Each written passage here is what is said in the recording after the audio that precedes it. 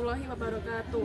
Perkenalkan, nama saya Nisa Maharani, mahasiswa IKIP PGRI Wates, Prodi PGSD, kelas 1A, angkatan 2025.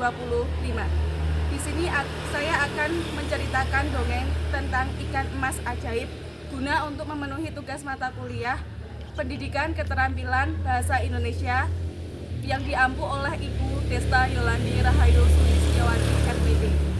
Selamat menyaksikan. Assalamualaikum warahmatullahi wabarakatuh. Waalaikumsalam warahmatullahi wabarakatuh. Selamat siang semuanya. Siang. Kok pada lemes sih? Belum sarapan. Ampun, mau istirahat? Iya. Istirahatnya setelah Ibu membaca dongeng saja ya. Oke. Untuk menghilangkan rasa lemas ini, Ibu ada ice breaking. Bisa kita mulai? Selamat siang hai muridku semua. Siang. Selamat siang hai muridku semua. Siang. Selamat siang muridku. Selamat siang guruku. Apa kabar hai muridku semua? Baik, sehat, ceria, semangat luar biasa. Apakah masih ada yang lemas? Ya. Baik, Ibu mulai dongengnya ya. Ibu duduk.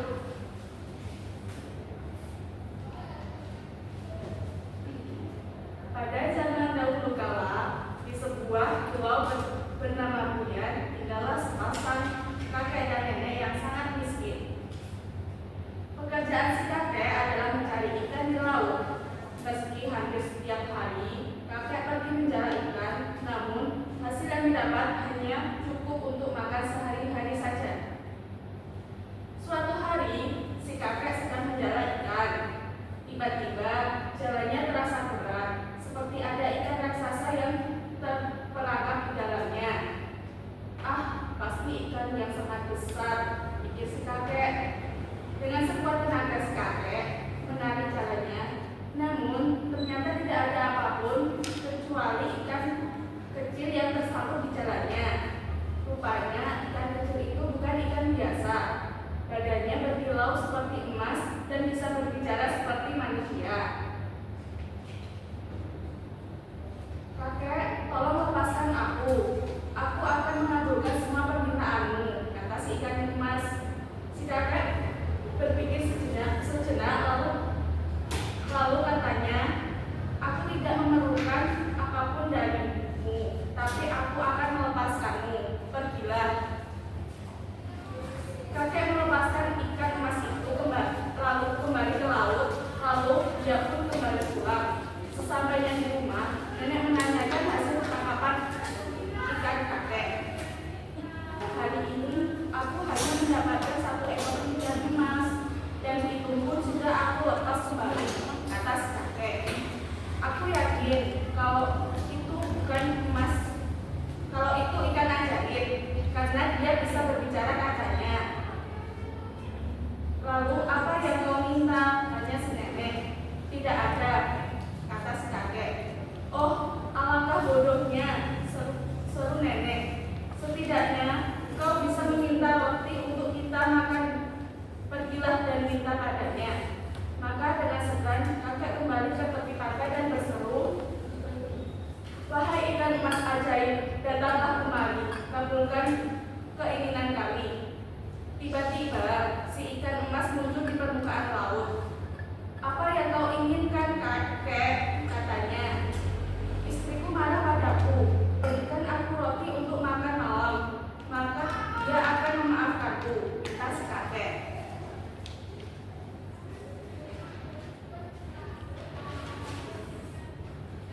Pulanglah, aku telah mengirimkan roti yang banyak ke rumahmu, kata si ikan emas. Maka pulanglah si kakek sebanyak-banyaknya, didapatinya meja makan telah dipenuhi dengan roti. Tapi istrinya masih tampak marah padanya, katanya. Kini telah punya banyak roti, tapi wastafel kita rusak. Aku tidak bisa mencuci piring. Pergilah kembali ke laut dan mintalah ikan ajaib memberikan kita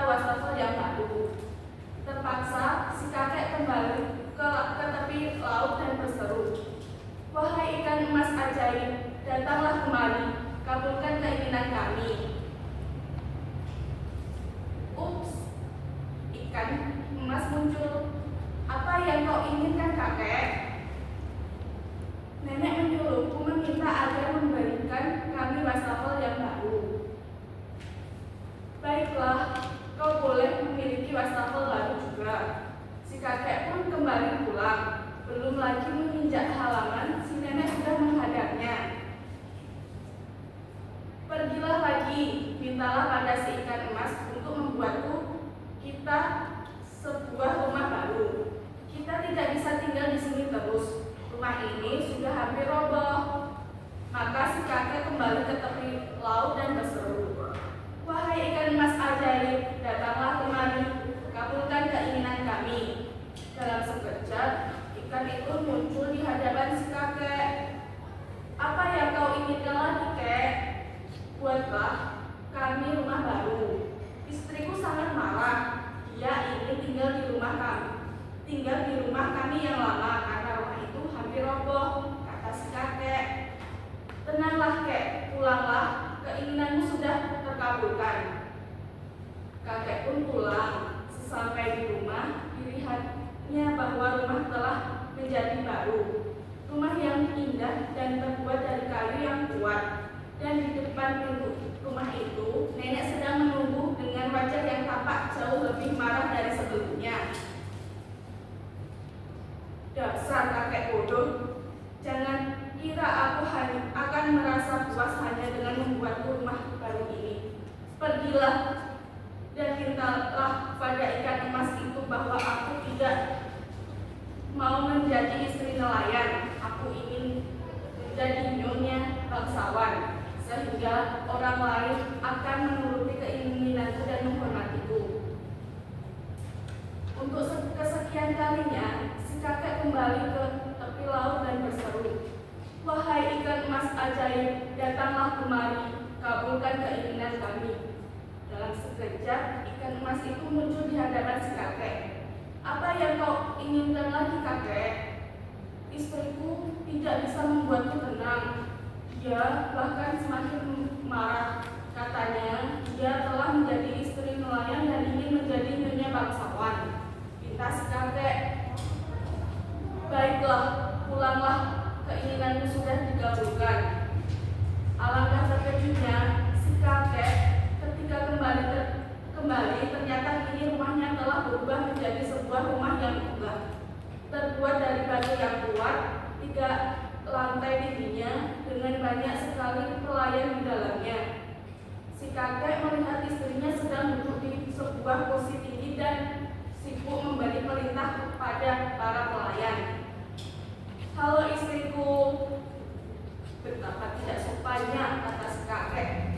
"Berani sekali kau mengakui sebagai suamiku." Pelayan bawa dia ke gudang dan beri dia 40 cambukan. Segera beberapa nelayan menyeret si kakek ke gudang dan mencambuknya sampai si kakek hampir tidak bisa berdiri. Hari berikutnya, istrinya memerintah kakek untuk bekerja sebagai tukang kebun. Tugasnya adalah menyapu halaman dan merawat kebun. "Dasar perempuan jahat. Aku sudah memberikan dia keberuntungan, tapi dia bahkan tidak mau mengakui sebagai suaminya." Lama-kelamaan, si nenek bosan menjadi nyonya bangsawan. Maka dia kembali memanggil si kakek. "Hai lelaki tua, pergilah kembali kepada ikan emasmu dan katakan ini kepadanya. Aku tidak mau lagi menjadi nyonya bangsawan. Aku mau menjadi ratu."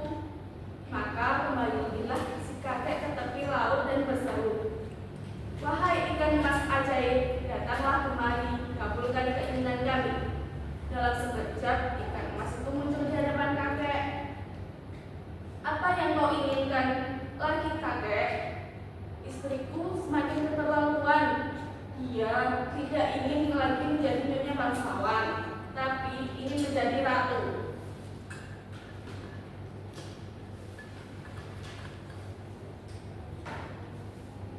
"Baiklah, pulanglah. Keinginanmu sudah dikabulkan," kata si ikan emas.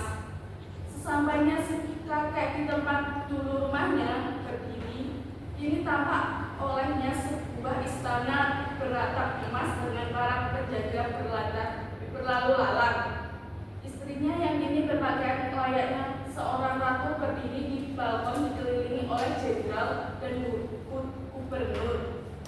Dan begitu dia mengangkat tangannya, drum akan berbunyi diiringi musik dan para tentara akan bersorak-sorak. Setelah sekian lama, si nenek kembali bosan menjadi seorang ratu. Maka dia memerintahkan pada jenderal untuk menemui si kakek dan membawa ke hadapannya. Seluruh istana sibuk mencari si kakek. Akhirnya mereka menemukan kakek di kebun dan membawa menghadap ratu. Dengan lelaki tua, kau harus pergi menemui ikan emasmu. Katakan padanya bahwa aku tidak mau lagi menjadi ratu.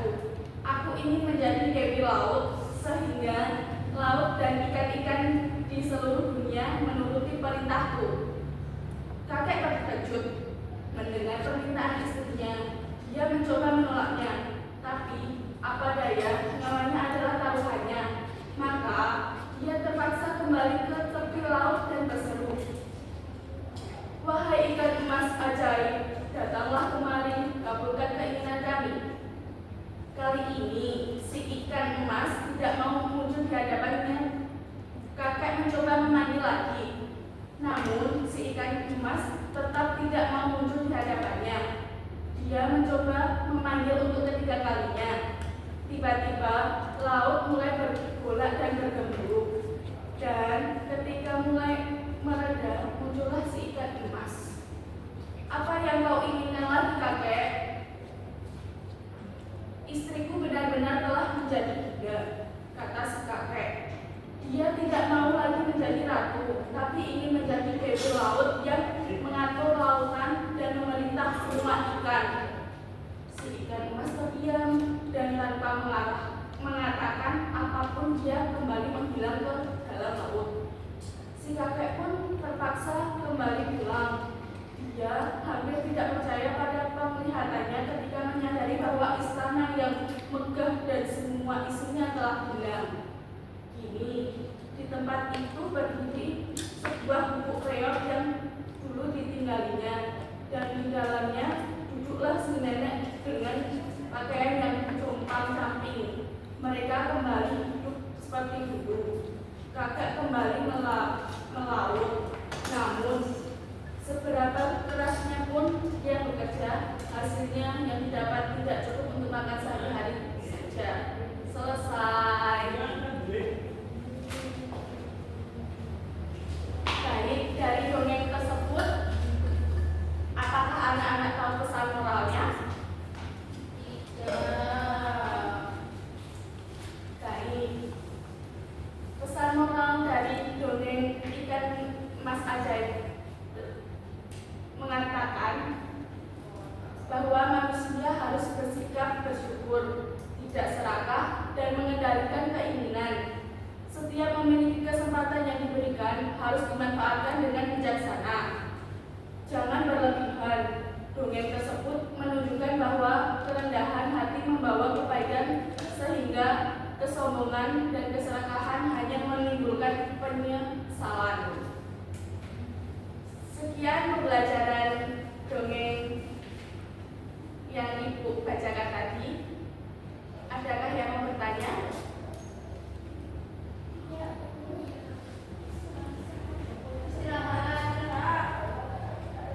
Ya, Ibu akhiri pembelajaran